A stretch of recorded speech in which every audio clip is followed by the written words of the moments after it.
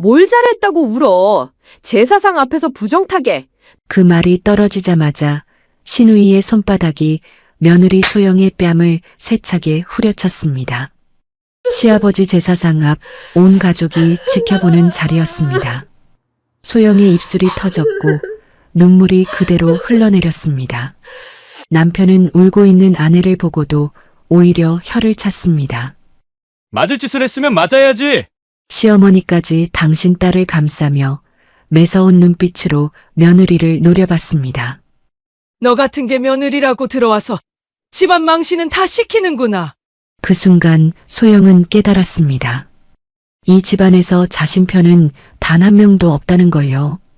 은행원이던 꿈을 버리고 20년 동안 수백 번의 제사를 차리며 종처럼 살아온 시간. 참으면 언젠가는 인정받을 거라 믿었던 그 세월이 한순간에 무너져 내렸습니다.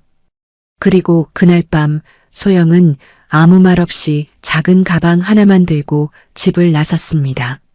그들은 곧 알게 될 것입니다. 20년 동안 단 한 번도 입 밖에 내지 않았던 그 집안의 모든 비밀을 소영이 하나도 빠짐없이 기록해왔다는 사실을요. 사연을 이어가기 전에 시청자 여러분은 지금 어디에서 듣고 계신가요? 댓글로 알려주시면 오늘 하루 좋은 일만 생기시라고 기운 팍팍 보내드릴게요. 날카로운 마찰음이 거실의 정적을 무참히 깨뜨렸어요. 신우이 옥순의 손바닥이 소영의 뺨을 세차게 후려쳤습니다. 제사상 앞에서 온 가족이 지켜보는 가운데 벌어진 참담한 일이었지요. 소영의 고개가 힘없이 꺾이고 입술 끝에서는 붉은 피가 배어 나왔습니다. 지금 이게 뭐 하는 짓이야? 우리 아버지 제사상 앞에서 부정타게.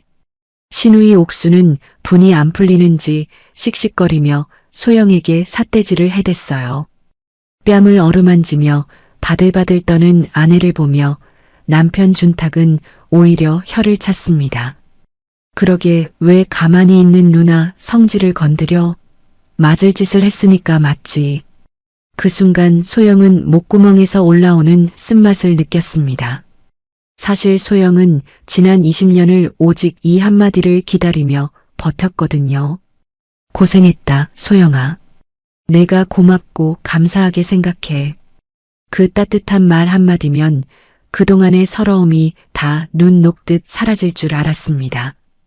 훗날 시댁 식구들이 내가 고생한 세월을 알아주는 날이 있겠지. 그 믿음 하나로 맵고 짠 시집살이를 묵묵히 견뎌왔던 것이지요. 하지만 그것은 소영만의 어리석은 착각이었을 뿐입니다. 날이 갈수록 소영의 자리는 가족이 아니라 소모품 그 이상도 이하도 아니었어요. 어제는 명절이었고 오늘은 바로 시아버지 제삿날입니다. 이틀 연속 이어지는 강행군의 소영은 이미 정신력으로 버티고 있었지요. 며칠째 이어진 음식 장만에 허리는 끊어질 듯했고 다리는 코끼리처럼 부어 있었어요. 도저히 견디다 못한 소영이 조심스럽게 시어머니 문희에게 말을 꺼냈습니다. 어머니, 제가 어제부터 몸이 너무 안 좋아서요. 오늘 제사 음식 준비는 준탁 씨가 조금만 도와주면 안 될까요? 그 말이 떨어지기가 무섭게 시어머니 문희의 얼굴이 험악하게 일그러졌어요. 뭐라고? 금쪽 같은 내 아들 손에 물을 묻히라고? 내 두 눈에 흙이 들어가기 전에는 절대로 그렇게 못한다. 시어머니의 서슬퍼런 호통에 소영은 입을 다물 수밖에 없었습니다. 하지만 당장이라도 쓰러질 것 같았던 소영은 남편 준탁에게 몰래 다가갔어요. 시어머니가 안 보는 틈을 타서 남편의 옷소매를 간절하게 붙잡았습니다. 여보, 나 정말 죽을 것 같아서 그래. 어머니 모르게 나물 묻히는 것만 좀 도와줘요. 남편 준탁은 세상에서 가장 하기 싫은 표정을 지으며 인상을 팍 썼습니다. 귀찮다는 듯 머리를 벅벅 긁더니 마지못해 주방으로 발걸음을 옮기려 했지요. 그때 어디선가 나타난 시어머니 문희가 소리를 지르며 가로막았습니다. 너 지금 뭐 하려는 게냐? 내 두 눈에 흙이 들어가야 정신을 차리겠어? 문희는 갑자기 마당으로 뛰어나가더니 흙을 한 움큼 퍼가지고 들어왔습니다. 그러고는 온 가족이 보는 앞에서 그 흙을 자기 눈에 넣으려는 신용을 했어요. 소영은 너무 놀라 숨이 턱 막혀 아무 말도 할 수 없었습니다. 그 모습을 본 남편 준탁의 반응은 더 가관이었어요. 도와주려던 신용은 온데간데 없고 얼굴에 한바구음을 지으며 물러섰습니다. 아이고 어머니. 알았어요. 안 도와줄게요. 진정하세요. 여보 봤지? 도와주고 싶은데 어머니가 저러시니 나는 도저히 못하겠네. 준탁은 마치 잘됐다는 듯 얄미운 미소를 띠며 거실로 쏙 나가버렸습니다. 홀로 남겨진 소영은 억장이 무너져 내리는 기분이었어요. 결국 소영은 그 무거운 몸을 이끌고 혼자 제사상을 차려야 했습니다. 졸음을 쫓으려 입술을 깨물어가며 버텼지만 사고는 거기서 터졌지요. 국그릇을 옮기다 손끝이 파르르 떨리며 제사상 위로 국물이 쏟아진 것입니다. 어머니, 정말 죄송해요. 제가 잠시 어지러워서 그만. 소영이 바닥에 엎드려 쏟아진 국물을 허겁지겁 닦아내며 사정했습니다. 하지만 시어머니 문희는 차가운 눈빛으로 며느리를 내려다보며 비웃었지요. 너 같은 게 우리 집 며느리라고 들어와서 집안 망신은 다 시키는구나. 실수? 그게 다 정성이 부족해서 그런 거야. 옥순아, 내가 아주 잘 때렸다. 시어머니는 오히려 폭력을 휘두른 딸의 손을 감싸며 소영의 가슴에 대못을 박았습니다. 소영은 바닥을 닦는 손을 멈추고 멍하니 거실 바닥을 응시했어요. 소영은 욱신거리는 뺨을 감싸 쥔 채 조용히 주방 구석에 앉았습니다. 거실에서는 시댁 식구들의 웃음소리와 술잔 부딪히는 소리가 들려왔어요. 그 소리들을 배경 삼아 소영의 기억은 20년 전 그날로 거슬러 올라갔습니다. 그때의 소영은 지금처럼 초라한 모습이 아니었지요. 소영은 이름만 대면 누구나 아는 큰 은행에 촉망받는 직원이었습니다. 숫자 하나 틀리지 않는 꼼꼼함과 밝은 미소로 고객들의 칭찬을 한몸에 받았어요. 매달 우수 사원 표창을 놓치지 않았고 지점장님의 신임도 두터웠습니다. 동료들은 소영이 머지않아 큰 자리에 오를 것이라며 입을 모았지요. 그때의 소영에게는 반짝이는 꿈과 당당한 내일이 있었습니다. 그러던 어느 날 은행 창구로 한 남자가 찾아왔습니다. 바로 남편 준탁이었지요.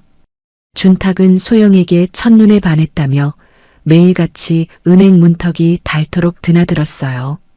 꽃다발을 들고 오기도 하고 퇴근 시간까지 하염없이 기다리기도 했습니다. 하지만 소영은 선뜻 마음을 열지 않았어요. 준탁 씨, 저는 지금 제 일이 너무 소중해요. 커리어 우먼으로 성공하고 싶거든요. 결혼하면 직장을 그만둬야 하는 경우가 많잖아요. 저는 그러고 싶지 않아요. 소영이 거절할 때마다 준탁은 더 간절하게 약속했습니다. 그때 준탁의 눈빛은 세상에서 가장 믿음직스러워 보였지요. 소영 씨, 걱정하지 마세요. 내가 소영 씨 꿈 지켜줄게요. 결혼해서도 사회생활 계속하게 내가 전적으로 지원하겠습니다. 우리 어머니도 깨어있는 분이라 절대 반대 안 하실 거예요. 약속합니다. 그 달콤한 약속과 끈질긴 구애에 소영의 마음도 결국 움직였습니다. 부모님도 번듯한 가구점을 운영한다는 준탁을 믿고 결혼을 허락하셨지요. 하지만 화려했던 결혼식이 끝나고 신혼여행에서 돌아온 바로 그날이었습니다. 시어머니 문희의 태도는 무섭도록 돌변해 있었어요. 어머니, 다녀왔습니다. 내일부터는 다시 출근해야 해서 짐 정리 좀 하려고요. 소영이 조심스럽게 인사를 건네자 문희는 찻잔을 탁 내려놓으며 쏘아붙였습니다. 출근은 무슨 출근? 너 설마 그 돈 몇 푼 벌러 나가겠다는 거냐? 여자가 밖으로 돌면 집안 망하는 법이다. 당장 사표 쓰고 집안일 배워라. 소영은 귀를 의심했습니다. 너무 당황해서 옆에 서 있는 준탁을 쳐다보았지요. 준탁이 나서서 약속을 지켜줄 거라 믿었습니다. 하지만 준탁은 소영의 시선을 피하며 창밖만 바라보았어요. 어머니, 준탁 씨랑 결혼 전에도 다 이야기된 부분이에요. 저는 계속 일하고 싶어요.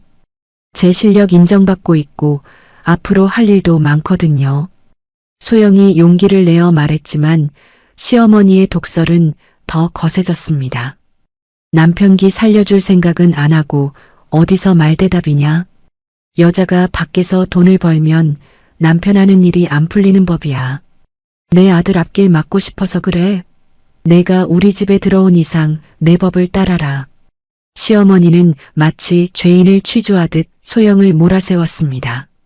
소영은 너무 억울하고 기가 막혀서 남편 준탁의 팔을 붙잡았어요. 여보, 당신이 말 좀 해봐요. 나 지켜준다고 했잖아요. 결혼해도 일하게 해준다고 당신이 직접 약속했잖아요. 하지만 준탁은 소영의 손을 뿌리치며 싸늘하게 말했습니다. 아유, 어머니가 저렇게까지 말씀하시는데 그냥 좀 들어. 내가 돈 벌어다 주면 되잖아. 집에서 편하게 살림이나 해.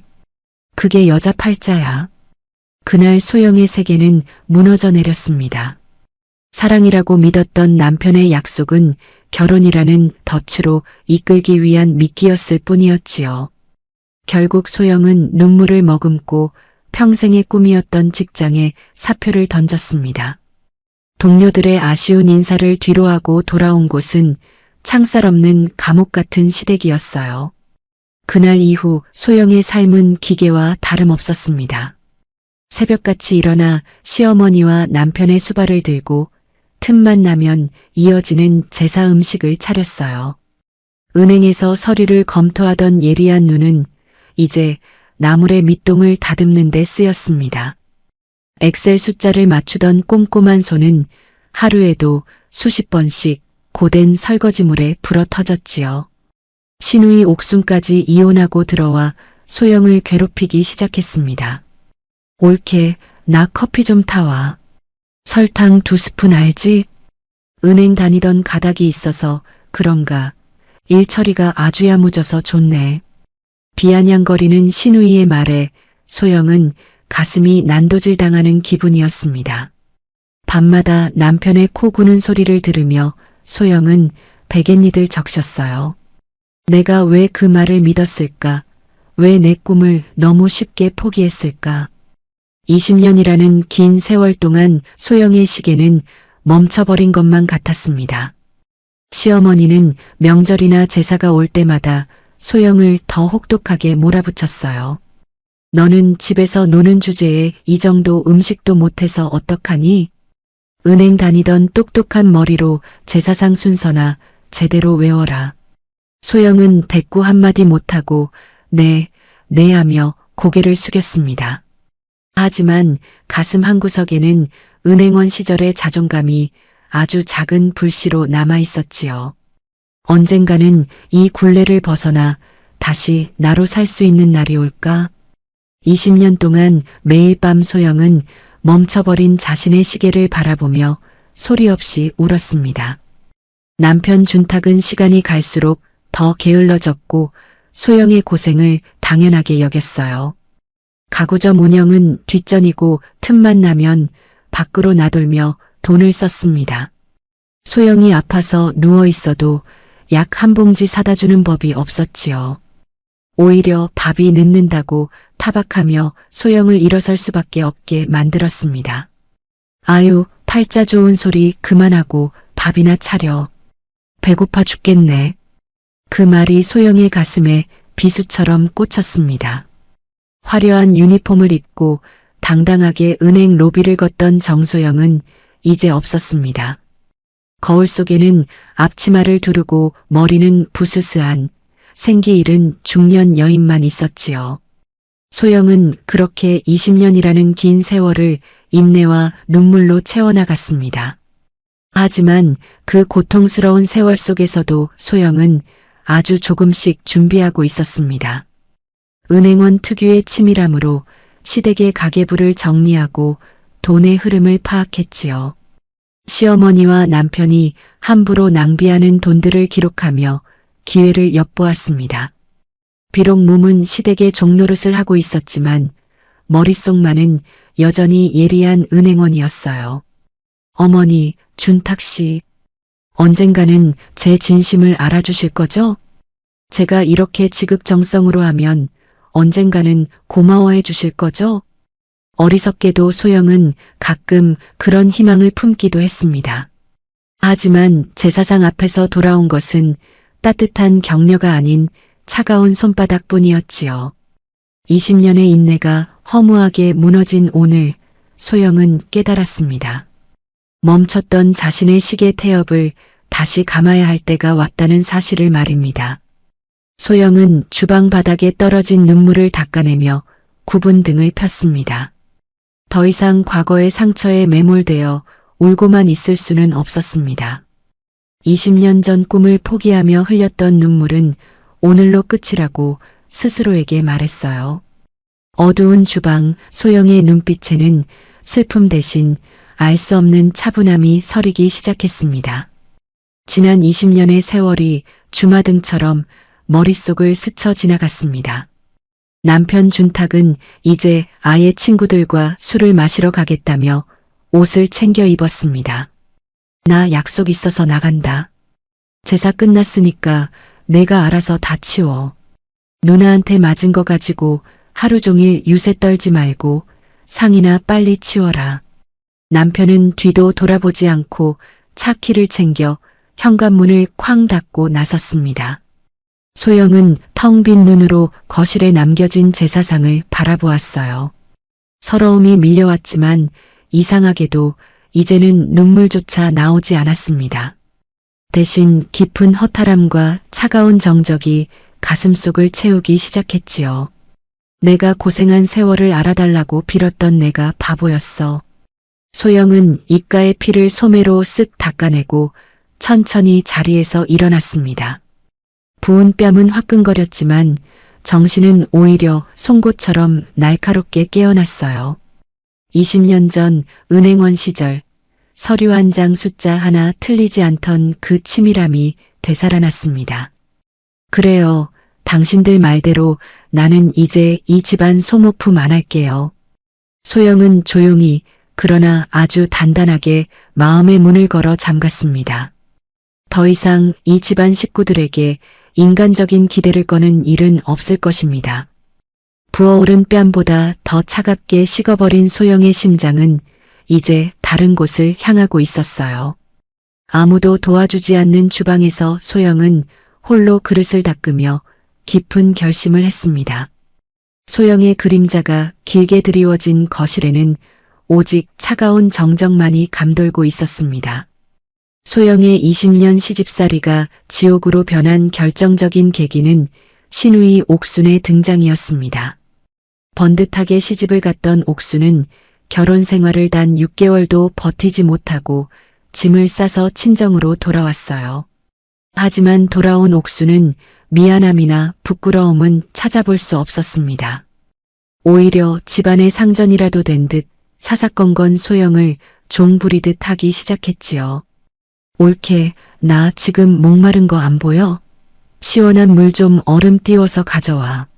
소영이 거실 바닥을 닦고 있어도 옥수는 아나무인이었습니다. 손가락 하나 까딱하지 않고 소파에 누워 텔레비전을 보며 소영에게 명령을 내렸어요. 소영이 땀을 닦으며 물을 가져다 주면 옥수는 컵을 쳐다보며 인상을 썼습니다. 어머, 옳게. 내가 분명히 얼음 띄워달라고 했잖아. 성의가 없네, 정말. 신우이의 갑질은 물 심부름에서 끝나지 않았습니다. 옥수는 자신의 방 청소는 물론이고 속옷 빨래까지 소영이 앞에 던져놓기 일쑤였지요. 소영이 참다 못해 조심스럽게 한마디를 건네면 시어머니 문희가 기다렸다는 듯 달려들었습니다. 형님, 방 청소랑 빨래는 직접 하시는 게 어떨까요? 저도 요즘 몸이 너무 안 좋아서요. 아니, 너 지금 무슨 소리를 하는 거야? 우리 옥순이가 지금 마음이 얼마나 아픈데. 이혼하고 돌아온 애한테 그런 걸 시키고 싶니? 어차피 하는 집안일인데.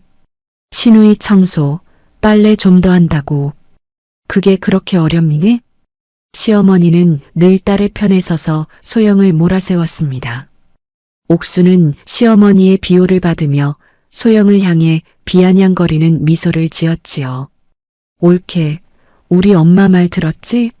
집에서 하는 일도 없으면서 왜 그렇게 생색이야. 은행 다닐 때처럼 빠릿빠릿하게 좀 해봐. 사람이 왜 이렇게 둔해졌어? 소영은 가슴이 답답해져 왔습니다. 가족이라 믿고 들어온 이 집에서 자신은 그저 이름 없는 일꾼일 뿐이었지요. 지친 소영을 더 힘들게 만든 것은 남편 준탁의 방관이었습니다. 준탁은 겉으로는 번듯한 가구점을 운영하고 있었지만 실상은 엉망진창이었어요. 아침 늦게야 겨우 가구점 문을 열고는 손님을 맞이하기는커녕 도박판을 찾아다녔습니다. 밤늦게 술에 취해 들어오는 것은 예산일이었고 유흥비로 가게 경제를 좀 먹고 있었지요. 소영이 남편을 붙잡고 사정을 해보아도 돌아오는 것은 싸늘한 외면뿐이었습니다. 여보, 형님이 너무 심해요.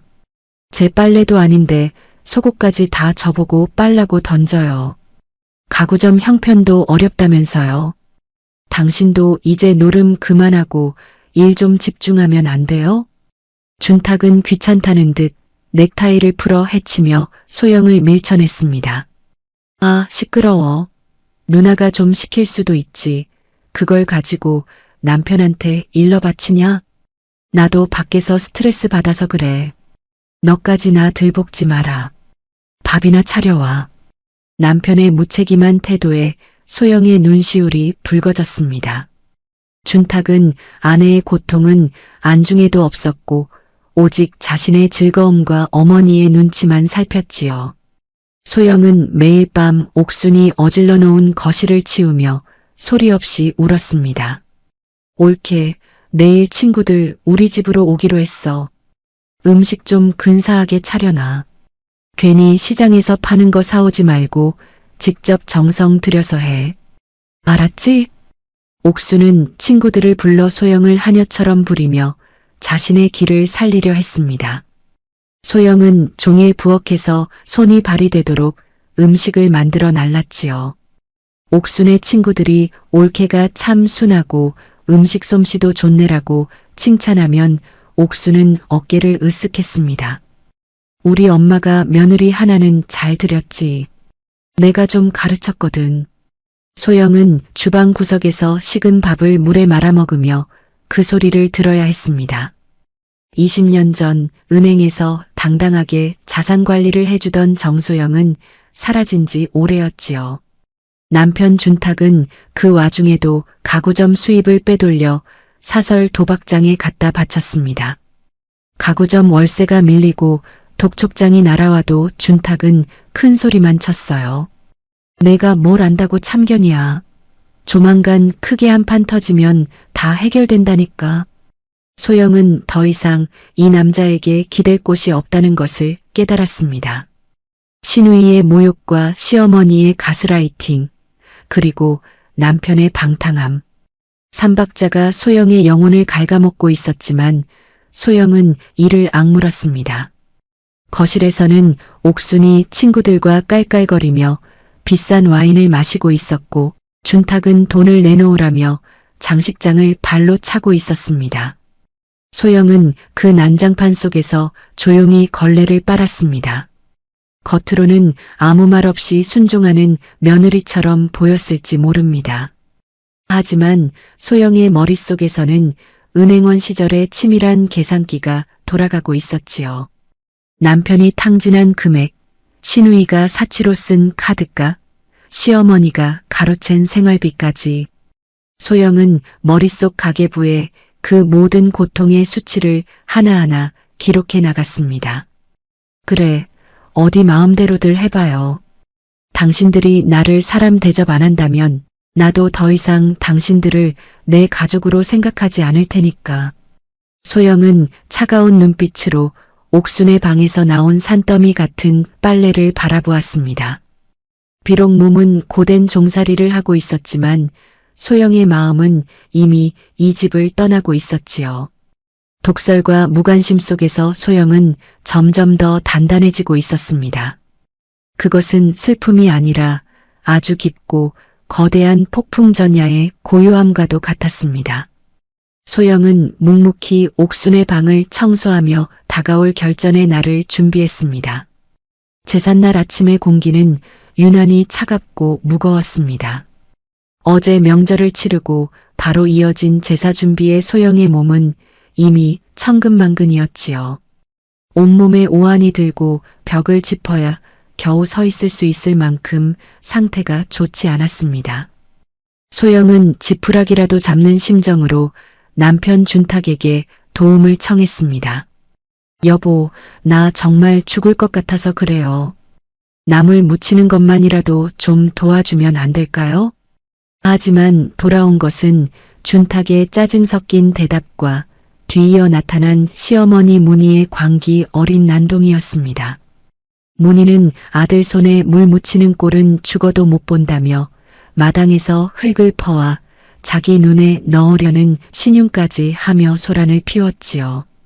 그 기괴한 상황 속에서 소영을 더욱 절망하게 만든 것은 남편 준탁의 반응이었습니다. 나 괜히 여기 있다가 욕먹기 싫으니까 밖에서 좀 쉬다 올게. 수고해. 준탁은 얄밉게 손까지 흔들며 현관 밖으로 잽싸게 도망쳐버렸습니다. 홀로 주방에 남겨진 소영은 멍하니 남편이 나간 문을 바라보았어요.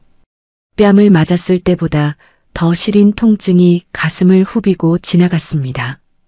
20년 동안 지켜온 마지막 정이라는 끈이 툭 하고 끊어지는 순간이었지요. 그래, 당신은 끝까지 그런 사람이구나. 내 고통이 당신에게는 그저 구경거리였어. 소영은 더 이상 울지 않았습니다. 입술을 질질 깨물며 걸레를 들고 바닥을 닦아냈어요. 시어머니는 기분이 좋은 듯 콧노래를 부르며 방으로 들어갔습니다. 소영은 다시 주방으로 돌아와 칼을 쥐었습니다. 하지만 예전처럼 체념한 며느리의 손길이 아니었지요. 그날 밤 시댁 식구들이 잠든 깊은 새벽이었습니다. 소영은 아무도 모르게 거실 구석에 숨겨두었던 낡은 노트북을 켰어요.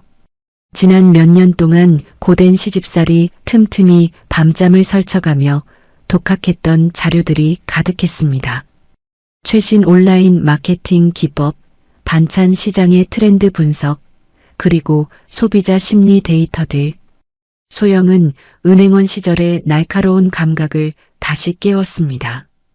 20년 전 수억 원의 자금을 단 1원도 틀리지 않고 관리하던 정소영으로 돌아갔지요. 시댁 식구들이 먹어치우던 그 수많은 음식의 원가를 계산했습니다. 식재료비, 인건비, 그리고 자신의 노동 가치를 수치로 환산해 나갔어요. 당신들이 공짜라고 믿고 먹던 이 한 끼가 얼마나 비싼 것인지 똑똑히 보여줄게. 소영의 눈빛은 모니터 불빛 아래서 차갑게 빛났습니다.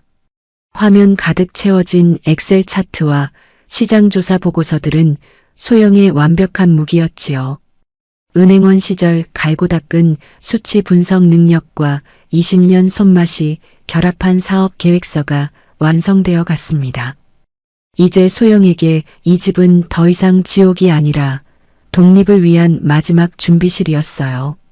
신우이 옥순이 사치 부리며 긁어댄 카드 명세서도 꼼꼼히 정리했습니다.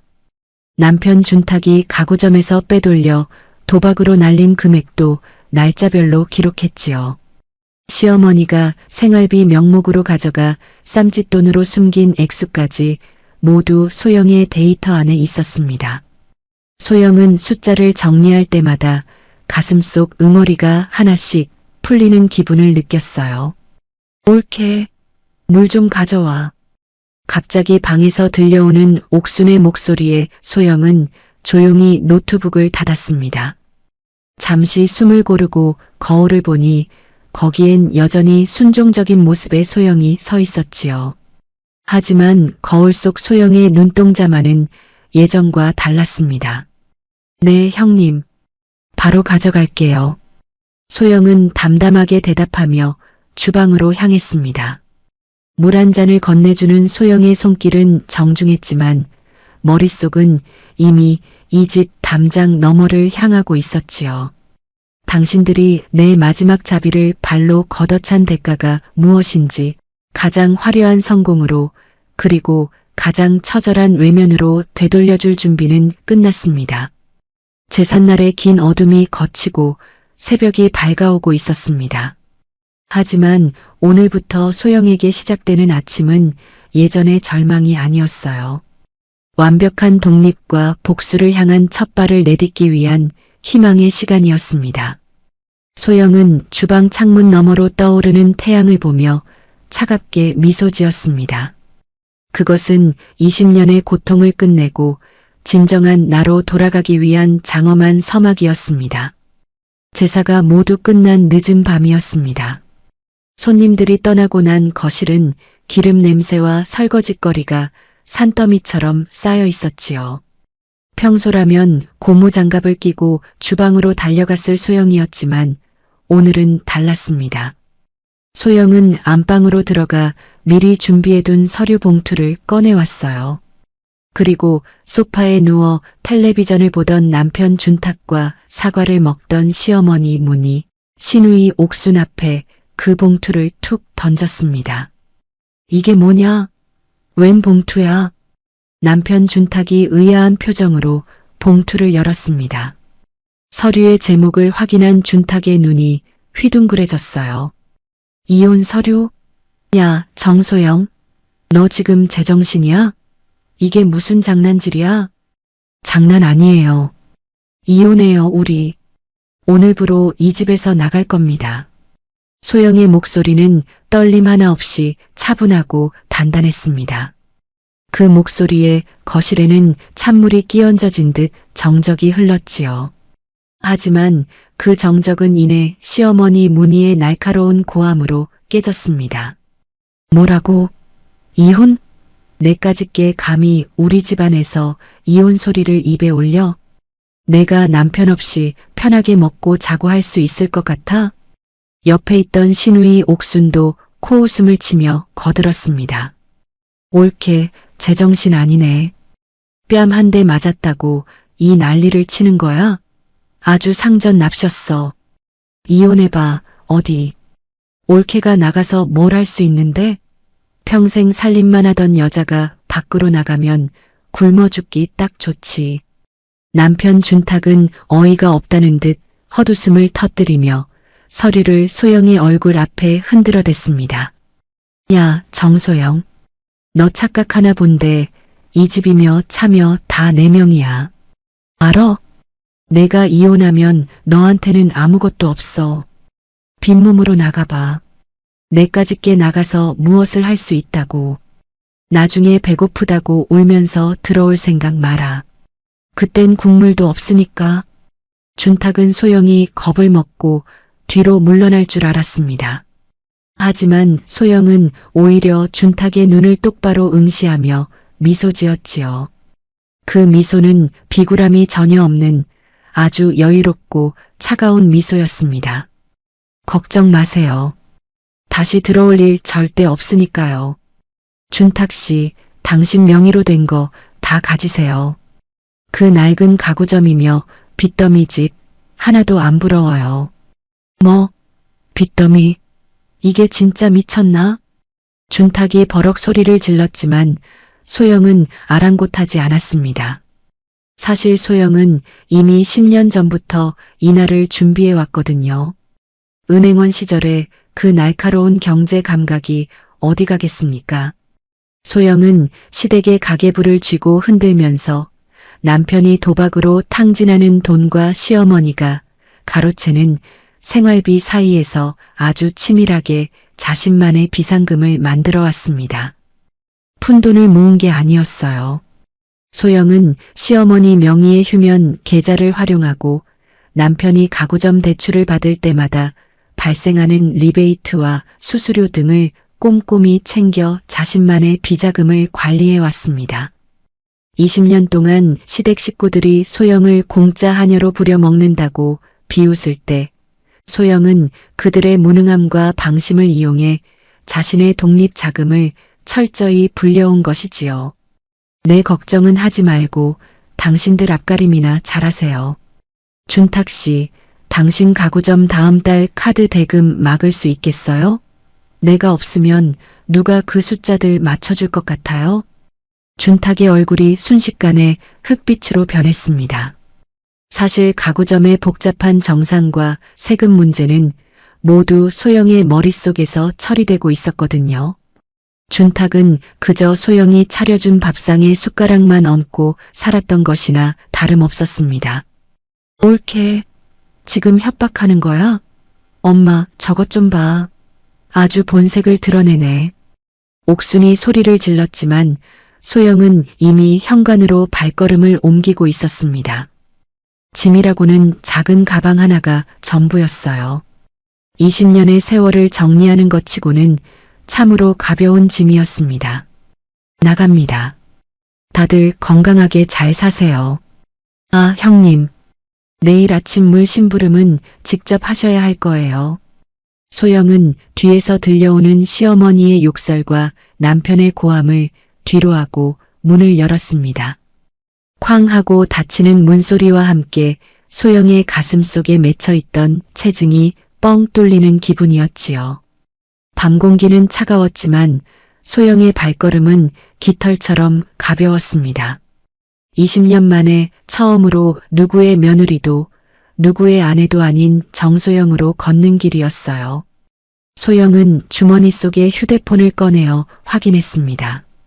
그곳에는 지난 10년간 차곡차곡 쌓아온 독립 자금의 액수가 선명하게 찍혀 있었지요.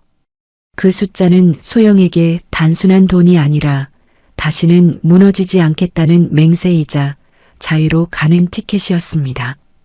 이제 시작이야. 진짜 내 인생. 소영은 길가에 멈춰서서 깊은 숨을 들이마셨습니다. 제삿날의 지긋지긋한 기름 냄새 대신 시원한 밤의 공기가 폐부 깊숙이 들어왔어요. 시댁 식구들은 소영이 빈손으로 쫓겨나 고생할 거라 믿었겠지만 그들은 몰랐습니다. 소영이 들고 나온 것은 작은 가방 하나가 아니라 20년의 손맛과 은행원 시절의 완벽한 수치, 감각, 그리고 누구에게도 굴하지 않는 단단한 마음이었다는 것을 말이지요. 가로등 불빛 아래 소영의 그림자가 길게 뻗어나갔습니다. 소영은 어둠 속에서도 길을 잃지 않을 자신이 있었습니다. 이미 머릿속에는 내일 당장 어디로 가서 무엇을 시작할지 1단계부터 10단계까지 완벽한 계획이 세워져 있었으니까요. 소영은 고개를 높이 들고 당당하게 첫 발을 내디뎠습니다. 20년의 굴레를 벗어던진 정소영의 진짜 이야기는 바로 이 가벼운 발걸음에서부터 다시 시작되고 있었습니다. 그 지옥 같던 집을 나온 날 소영이 가장 먼저 찾아간 곳은 친정어머니의 집이었습니다. 20년 만에 짐 가방 하나 들고 나타난 딸의 부은 얼굴을 보고 어머니는 아무것도 묻지 않으셨어요. 그저 따뜻한 밥 한 그릇을 내어주며 소영의 거친 손을 말없이 쓰다듬어 주셨습니다. 소영은 그 밥알을 씹으며 결심했습니다. 다시는 내 인생을 남의 손에 맡기지 않겠다고 나를 무시하던 그들에게 보란듯이 성공한 모습을 보여주겠다고 말이지요. 소영의 독립은 충동적인 것이 아니었습니다. 시댁의 온갖 수발을 들면서도 새벽마다 졸린 눈을 비비며 독학했던 온라인 마케팅 지식과 트렌드 분석 자료들이 소영의 머릿속에 완벽하게 정리되어 있었지요. 소영은 친정어머니께 조심스럽게 자신의 계획을 말씀드렸습니다. 엄마, 저 엄마랑 같이 반찬 사업 해보고 싶어요. 20년 동안 지겹도록 만든 제사 음식이지만 제 손맛만큼은 자신 있거든요. 그래, 소영아. 내가 한다면 이 애미가 온 힘을 다해 도와줄게. 너 은행 다닐 때 얼마나 똑똑했니? 그 실력 어디 안 간다. 어머니의 전폭적인 지지 속에 소영은 작은 반찬 가게 한 끼 식사를 론칭했습니다. 브랜드 이름에는 소영의 철학이 담겨 있었어요. 시댁 식구들에게는 그저 당연하게 차려내야 했던 지긋지긋한 한 끼였지만 누군가에게는 하루의 위로가 되는 소중한 한 끼가 되길 바라는 마음이었지요. 소영의 가장 큰 무기는 은행원 시절의 정확한 수치 감각이었습니다. 대부분의 반찬 가게들이 대충 눈대중으로 재료를 사고 가격을 정할 때 소영은 철저하게 원가를 계산했습니다. 재료의 손실률을 줄이고 최적의 유통 경로를 파악해 가격 경쟁력을 확보했지요. 또한 20년 동안 수백 번의 제사를 지내며 다져진 손맛은 그 누구도 흉내낼 수 없는 깊은 풍미를 자랑했습니다. 소영은 밤잠을 줄여가며 직접 온라인 마케팅에 뛰어들었습니다. 화려한 광고 대신 진심을 담은 한 끼라는 테마로 블로그와 SNS에 소영만의 레시피 이야기를 올렸어요. 시니어 층의 입맛을 사로잡는 전통적인 맛에 현대적인 포장과 깔끔한 배송 시스템을 결합했습니다. 엄마, 오늘 김치 주문량이 평소보다 3배나 늘었어요. 온라인 카페에서 우리 집 나물이 짜지 않고 깊은 맛이 난다고 소문이 났나 봐요. 세상에, 정말이냐? 역시 우리 딸이다. 내가 그 고생을 하더니 하늘이 돕는구나. 사업은 그야말로 대박이 났습니다. 처음에는 동네 맛집으로 시작했던 한 끼 식사는 입소문을 타고 전국적인 브랜드로 성장하기 시작했어요. 소영의 정성스러운 음식에 감동한 고객들이 자발적으로 후기를 남겼고 주문은 폭주했습니다. 소영은 단순히 음식을 파는 것이 아니라 20년 인내의 시간을 가치 있는 상품으로 승화시킨 것이었지요. 성공의 속도는 소영조차 놀랄 정도로 빨랐습니다. 론칭 1년 만에 한 끼 식사는 프리미엄 반찬 브랜드로 자리 잡았고 여러 대형마트와 유명 백화점에서 입점 제안이 쏟아져 들어오기 시작했습니다. 정 대표님, 저희 백화점 식품관의 메인 자리를 비워두겠습니다. 입점만 해주신다면 수수료율도 파격적으로 조정해 드릴게요. 백화점 MD들의 간절한 요청을 들으며 소영은 묘한 기분이 들었습니다. 20년 전 은행에서 VIP 고객들을 상대하던 당당한 정소영의 모습이 지금의 자신에게서 겹쳐 보였거든요. 아니, 그때보다 훨씬 더 단단하고 우아한 성공한 사업가의 모습이었습니다. 소영은 이제 낡은 앞치마 대신 세련된 정장을 입고 회의실을 누볐습니다. 수치를 분석하고 전략을 세우는 소영의 눈빛은 예리하게 빛났지요. 직원이 늘어나고 공장이 세워졌지만 소영은 여전히 음식의 맛과 품질을 직접 체크했습니다. 간이 아주 미세하게 달라졌네요. 소금 양을 0.5%만 줄이세요. 우리가 파는 건 단순한 반찬이 아니라 누군가의 건강한 하루입니다. 절대 타협하지 마세요. 직원들은 소영의 철저함에 혀를 내둘렀지만 그만큼 한 끼 식사의 브랜드 가치는 높아만 갔습니다. 소영은 성공한 사업가로서 각종 언론에 인터뷰를 하고 강연을 다니며 바쁜 나날을 보냈습니다. 어느 날 소영은 백화점 매장을 점검하던 중 화려한 매대 앞에 길게 늘어선 줄을 보았습니다. 자신의 음식을 사기 위해 설레는 표정으로 기다리는 사람들을 보며 가슴이 뭉클해졌지요. 시댁에서 따귀를 맞으며 너는 쓸모없는 존재라는 독설을 듣던 그 여자는 이제 더 이상 존재하지 않았습니다. 소영아, 정말 고생 많았다. 이제야 내가 제자리를 찾은 것 같구나. 곁에서 지켜보던 친정 어머니의 말씀에 소영은 환하게 웃었습니다. 그 웃음에는 그동안의 고통을 씻어내는 정화의 힘이 담겨 있었어요. 소영은 깨달았습니다. 시댁에서의 20년은 버려진 시간이 아니라 지금의 성공을 위해 가장 혹독하게 훈련받았던 시간이었다는 사실을 말이죠. 소영은 이제 자신을 무시했던 사람들의 시선 따위는 안중에도 없었습니다. 자신의 능력을 증명해냈고 경제적인 자유와 사회적인 명성을 동시에 얻었으니까요. 창밖으로 보이는 도시의 풍경은 예전보다 훨씬 밝고 아름다웠습니다. 소영은 다시 한번 마음을 다잡았습니다. 한 끼 식사의 기적은 이제 시작일 뿐이라고 말입니다. 누구의 도움도 없이 오로지 자신의 실력과 끈기로 일궈낸 이 성공은 소영에게 가장 큰 복수이자 최고의 선물이었습니다. 소영은 우뚝 솟은 건물의 통유리 너머를 바라보며 당당하게 자신의 내일을 그려나갔습니다. 20년의 굴레를 벗어던진 정소영의 진짜 인생은 이제 누구보다 화려하고 단단하게 빛나고 있었습니다. 소영이 그 집 문을 박차고 나간 지 불과 1년도 채 되지 않았습니다. 시댁 식구들은 소영만 나가면 모든 일이 잘 풀릴 거라 호언장담했었지요. 하지만 현실은 참혹했습니다.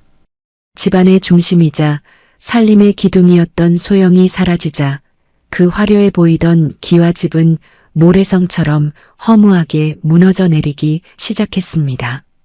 가장 먼저 터진 것은 시누이 옥순의 문제였습니다. 옥순은 소영이 있을 때보다 더 심하게 사치와 도박에 빠져들었어요. 올케가 없으니 눈치 볼 사람도 없겠다 싶어 제 세상인 양돈을 물쓰듯 썼습니다. 결국 사채업자들이 집까지 찾아와 행패를 부리는 지경에 이르렀지요. 아이고 엄마, 나 좀 살려줘. 사채업자들이 장기라도 팔겠대. 무서워 죽겠어. 옥수는 시어머니 문희의 바짓가랑이를 붙잡고 울고불고 매달렸습니다. 문희는 하나뿐인 딸을 살리겠다며 아들 준탁의 가구점 운영 자금과 집을 담보로 잡힌 돈까지 몽땅 쏟아부었습니다. 하지만 밑빠진 독에 물 붓기였지요. 옥순의 도박빚은 눈덩이처럼 불어나 결국 살던 집까지 경매로 넘어갈 위기에 처했습니다. 남편 준탁의 상황은 더 처참했습니다. 아내가 꼼꼼하게 관리해주던 가구점 장부는 이미 엉망진창이 되었어요. 세금이 얼마인지 결제 대금이 언제인지조차 파악하지 못하던 준탁은 결국 부도를 맞았습니다. 이게 다 그 여편네 때문이야. 정소영 그 독한 년이 나가면서 저주라도 퍼붓고 간 게 분명해. 준탁은 자신의 게으름과 무능함을 탓하기는커녕 술에 취해 사라진 아내의 이름만 부르며 벽을 발로 찼습니다. 가구점 문은 닫혔고 집안 곳곳에는 빨간 압류 딱지가 붙기 시작했습니다. 그러던 어느 날 결정적인 사건이 터졌습니다. 옥순이 남은 돈까지 몽땅 들고 야반도주를 하려다 사채업자들에게 붙들려 온 것이었지요. 집안은 아수라장이 되었습니다. 그 광경을 목격한 시어머니 문희는 뒷목을 잡고 쓰러졌습니다. 내 돈, 내 집, 옥순아, 내가 어떻게 나한테 이럴 수가 있느냐. 문희는 말을 끝맺지도 못한 채 거실 바닥으로 고꾸라졌습니다. 병원으로 실려갔지만 결과는 절망적이었어요. 급성 뇌졸중이었습니다. 구사일생으로 목숨은 건졌지만 문희의 몸 오른쪽은 머리부터 발끝까지 마비가 와버렸습니다. 이제는 혼자서는 돌아눕지도 물 한 모금 마시지도 못하는 신세가 된 것이지요. 병원비조차 낼 능력이 없던 준탁은 마비된 어머니를 모시고 월세 지하방으로 거처를 옮겼습니다. 한때 번듯한 가구점 사장이었던 준탁은 이제 일용직 노동판을 전전하며 병든 어머니의 병수발을 들어야 했습니다. 엄마, 제발 가만히 좀 있어. 나도 힘들어 죽겠단 말이야. 준탁은 욕창이 생겨 신음하는 어머니를 향해 소리를 질렀습니다. 시어머니 문희는 눈동자만 굴리며 눈물을 흘릴 뿐이었지요. 며느리를 종처럼 부려먹으며 내 눈에 흙이 들어가기 전엔 아들 손에 물 못 묻힌다던 호기롭던 모습은 온데간데 없었습니다. 이제는 그 금쪽 같던 아들이 짜증 섞인 손길로 자신의 대소변을 받아내고 있었지요. 옥수는 사채업자들에게 쫓겨 어디론가 숨어버린 지 오래였습니다. 가족을 파멸로 몰아넣은 장본인은 정작 책임을 회피하고 도망친 것이지요. 준탁은 좁고 곰팡이 핀 지하방에서 어머니의 휠체어를 밀며 소영이 차려주던 따뜻한 밥상을 떠올렸습니다. 그때 소영이가 차려주던 밥이 진짜 맛있는 거였는데 내가 왜 그랬을까? 준탁은 뒤늦은 후회의 눈물을 흘렸지만 이미 버스는 떠난 뒤였습니다. 아내의 소중함을 모르고 폭언과 방관을 일삼던 대가는 너무나 가혹했습니다. 20년 동안 소영이 겪었던 고통보다 몇 배는 더 처절한 삶이 준탁과 문희를 기다리고 있었습니다. 시어머니 문희는 마비된 손을 떨며 소영의 빈자리를 뼈저리게 느꼈습니다. 며느리가 아프다고 할 때 흙을 퍼와 눈에 넣겠다고 난동을 부리던 자신의 모습이 얼마나 어리석었는지 이제야 깨달은 것이지요. 하지만 그녀에게 남은 것은 아들의 거친 손길과 차가운 지하방의 냉기뿐이었습니다. 화려했던 시댁의 영광은 흔적도 없이 사라졌습니다. 오직 지독한 가난과 병마 그리고 서로를 향한 원망만이 그 자리를 대신하고 있었지요.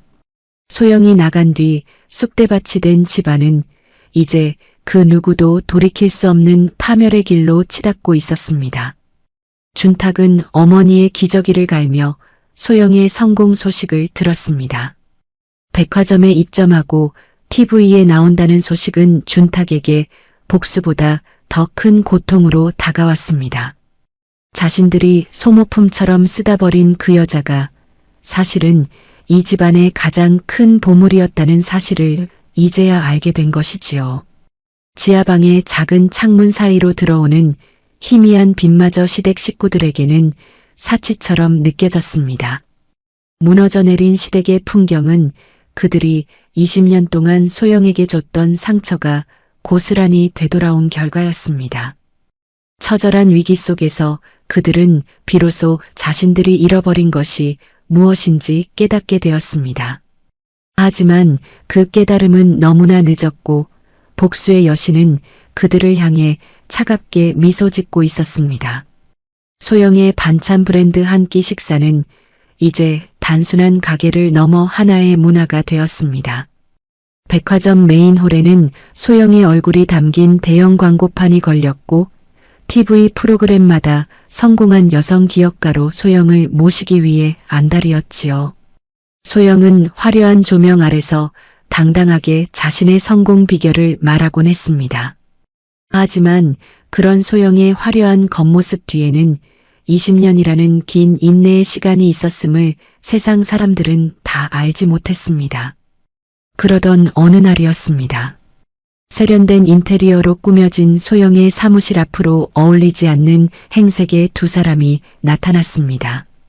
바로 전 남편 준탁과 휠체어에 탄 시어머니 문희였지요. 낡고 해진 옷차림에 퀭한 눈을 한 그들은 입구에서 직원들과 실랑이를 벌이고 있었습니다. 나 여기 사장 남편이야. 아니, 남편이었던 사람이라고. 내 마누라 만나러 왔다는데 왜 막아? 준탁의 고함에 소영은 차분하게 비서에게 그들을 들여보내라고 일렀습니다. 사무실 안으로 들어온 그들은 으리으리한 내부 모습에 압도된 듯 입을 다물지 못했습니다. 소영은 책상 너머로 차가운 눈빛을 보내며 물었지요. 여긴 무슨 일로 오셨나요? 우리 사이엔 이제 서류 한 장 남지 않은 걸로 아는데요.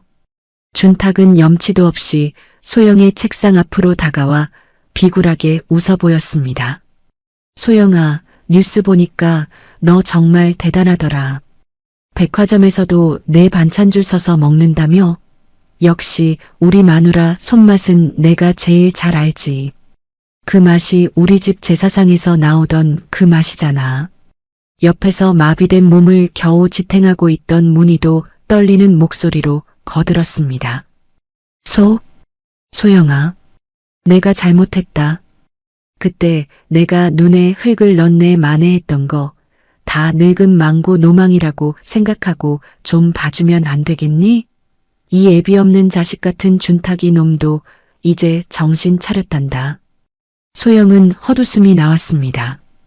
20년 동안 자신을 소모품 취급하며 뺨을 때리고 가스라이팅을 일삼던 사람들이 이제 와서 가족과 손맛을 운운하며 동정을 구걸하고 있었으니까요. 소영은 천천히 자리에서 일어나 그들 앞에 섰습니다. 준탁 씨, 그리고 어머님, 착각하지 마세요. 당신들이 먹던 그 음식은 제 손맛이 아니라 제 피눈물이었어요. 당신들은 그 맛을 느낄 자격이 단 1g도 없습니다. 소영아, 그래도 우리가 정이 있지. 나 지금 지하방에서 어머니 모시고 죽지 못해 살고 있어. 너 돈 많이 벌었다며 작은 아파트라도 하나만. 아니, 반찬 가게 지점 하나만 내주면 안 될까? 준탁의 구질구질한 요구에 소영은 단호하게 고개를 저었습니다. 당신들이 나를 내쫓을 때 뭐라고 했죠? 빈손으로 나가서 굶어 죽을 거라고 울면서 들어오지 말라고 비웃지 않았나요? 그 말 그대로 돌려드릴게요. 나중에 배고프다고 울면서 저 찾아오지 마세요. 저한테는 당신들에게 줄 국물 한 방울도 아까우니까요. 소영은 경비원을 불러 그들을 밖으로 끌어내게 했습니다. 준탁은 끌려나가면서도 내가 잘나면 얼마나 잘났어. 라며 소리를 질러댔지만 소영의 마음에는 아무런 동요도 일지 않았습니다. 그것은 복수라기보다 오염된 쓰레기를 치우는 정화의 과정과도 같았지요. 신우이 옥순의 소식도 들려왔습니다. 사채업자들에게 쫓기다 결국 지방의 어느 식당 주방 보조로 숨어 지내고 있다고 하더군요. 남의 손을 빌려 물 한 잔 마시던 시절을 그리워하며 이제는 자신이 그토록 무시하던 올케의 모습보다 더 비참하게 하루하루를 버티고 있다는 소식이었습니다. 그들 모두가 각자의 죄값에 맞는 지옥에서 살아가고 있을 때 소영은 진정한 평화를 맞이했습니다. 이제 소영의 아침은 새벽 5시의 고통스러운 기상이 아니었습니다. 누구의 눈치를 보느라 억지로 몸을 일으키는 것이 아니라 오로지 자신만을 위해 맞이하는 눈부신 아침이었지요. 창가로 스며드는 따스한 햇살을 맞으며 소영은 향긋한 커피 한 잔을 내렸습니다. 아무도 자신을 깨우지 않는 고요한 새벽, 소영은 거울 속에 자신을 바라보며 나지막이 속삭였습니다. 소영아, 정말 잘 견뎠어. 이제 진짜 내 인생을 살아. 소영은 더 이상 과거의 상처에 얽매이지 않기로 했습니다. 복수는 그들이 무너지는 모습을 지켜보는 것이 아니라 내가 그들을 완전히 잊고 행복해지는 것이라는 사실을 깨달았기 때문입니다. 소영은 이제 당당한 사업가로 그리고 사랑받는 딸로 무엇보다 소중한 정소영 자신으로 살아갈 것입니다. 가방을 챙겨 집을 나서는 소영의 발걸음 뒤로 평화로운 아침 햇살이 길게 드리워졌습니다. 20년의 긴 터널을 빠져나온 소영의 눈앞에는 그 어느 때보다 밝고 찬란한 미래가 펼쳐져 있었습니다. 소영은 활짝 웃으며 세상 속으로 첫 발을 내디뎠습니다. 진정한 자유란 과거의 나를 용서하고 현재의 나를 사랑하는 것임을 알게 된 여인의 뒷모습은 그 무엇보다 우아하고 아름다웠습니다. 오늘 사연은 여기까지입니다. 끝까지 시청해 주셔서 고맙습니다. 구독과 좋아요 남겨주실 거죠? 감사합니다.